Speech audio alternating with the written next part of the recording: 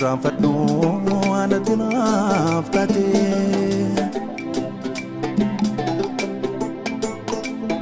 ani ranfadhu anatti naaf taate ani ranfadhu anatti naaf taate ani ranfadhu anatti naaf taate Mandua ochoda foda ko sadute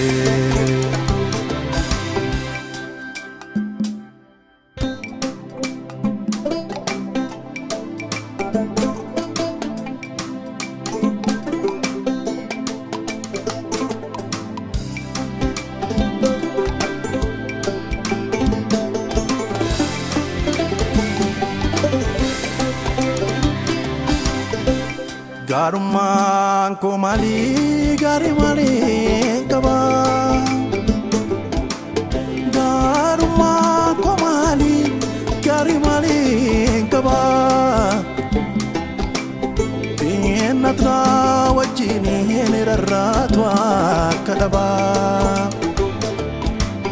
Inatra wajini nirarratwa kadaba Aminif chubun ko sirana fagese Aminif chubun ko sirana fagese Du afadon situ fitna diese Ba ako kundu mazafu kefi lagese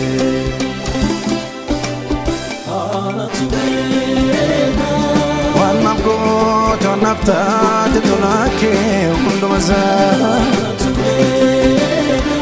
Taname ni pate argira miaza Angaza finaza gati jabe sumaza Nafte nafgale ni mubate sibarza Wanam go to nafta te tolake undo maza Taname ni pate argira miaza Angaza finaza gati jabe sumaza Nafte nafgale ni mubate sibarza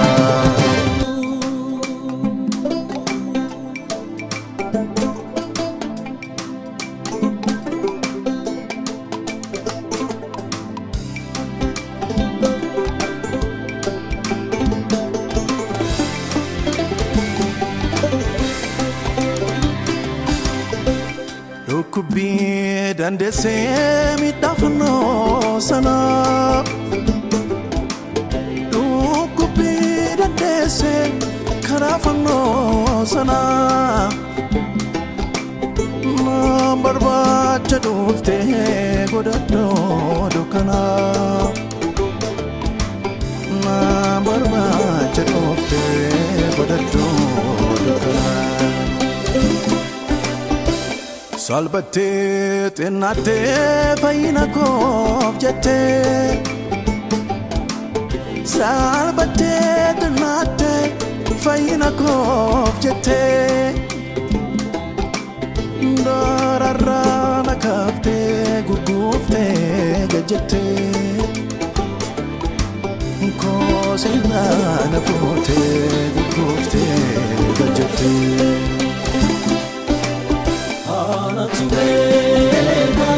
Waan naaf goote waan naaf taate tolaa kee hunduma isaa. Dhandhamee miidhagdee argira mi'aasaa. Hanga zaalfina isaa gatii jabeessummaa isaa. Naaf ta'ee naaf galee ni hubadhee si faarsaa. Waan naaf goote waan naaf taate tolaa kee hunduma isaa. Dhandhamee miidhagdee argira mi'aasaa. Hanga zaalfina isaa gatii jabeessummaa isaa. Naaf ta'ee naaf galee ni hubadhee si faarsaa.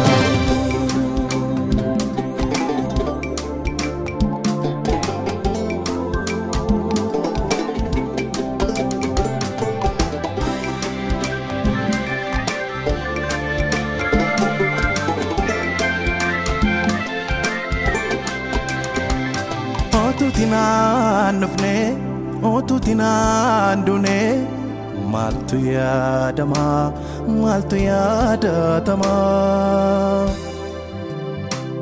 Caccabaa suphitee jallaa soroorsitee boolla keessaa fuutee jireenya koo kana. Gaarummaa keen jajaa tola keen dubbadhu. Isat naaf hojjettee Qaraaniyoo irratti. Silaa maal qabadheen fuuldura kee jajja gatii koo si baasee galatoomi ati. Siidaa maalii siif dhaaburee maaltu si ibsaa. Olmaa ati anaaf ooltee maaltu deebisaa. Gooftaa koo attamsi ta'uu jireenyi koo aarsaa siif ta'uu. Gooftaa koo attamsi ta'uu jireenyi koo aarsaa siif ta'uu.